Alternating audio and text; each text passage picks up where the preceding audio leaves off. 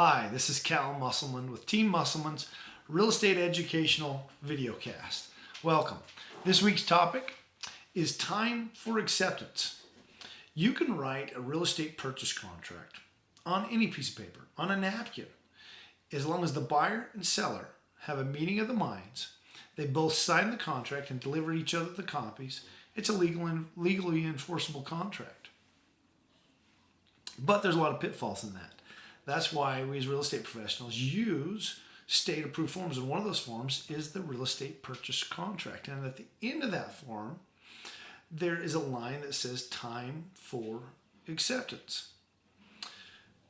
Time for acceptance is usually established a day later, or 2 days later, or 3 days after the offer is written, usually at 5 or 6 or 7 o'clock in the evening. There's variances to that. But the key issue is, what is that? Is that a response time, or is it a time for acceptance? It is exactly what it says. It is a time for acceptance. It is not a response time.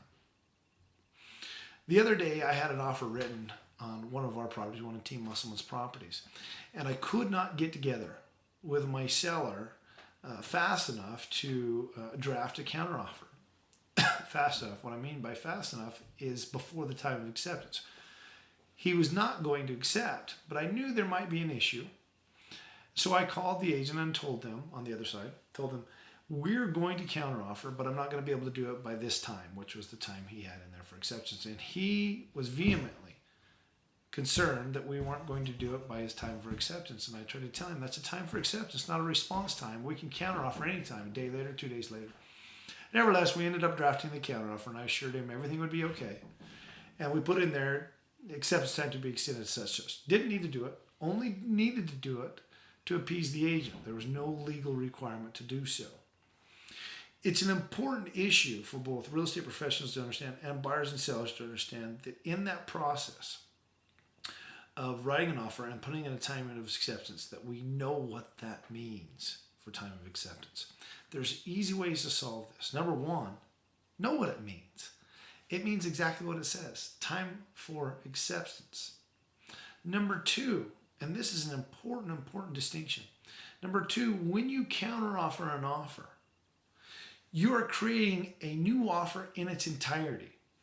Both the addendum that you're using to create the counteroffer, but all the previous documents, the REPC and any other attached documents, are part of that new offer. But it's a new offer that goes back to the originator as an offer.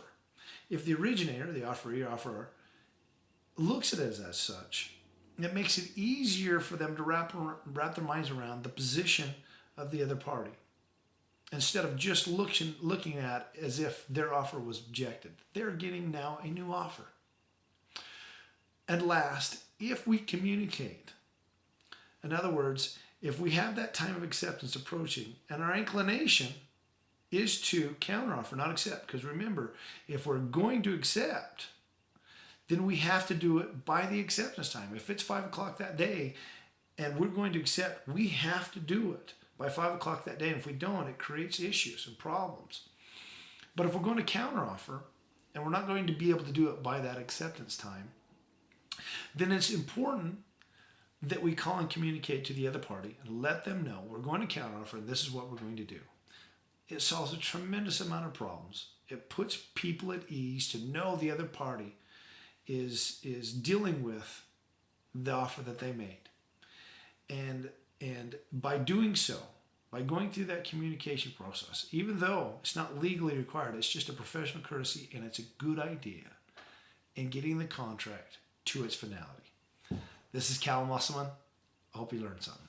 Take care.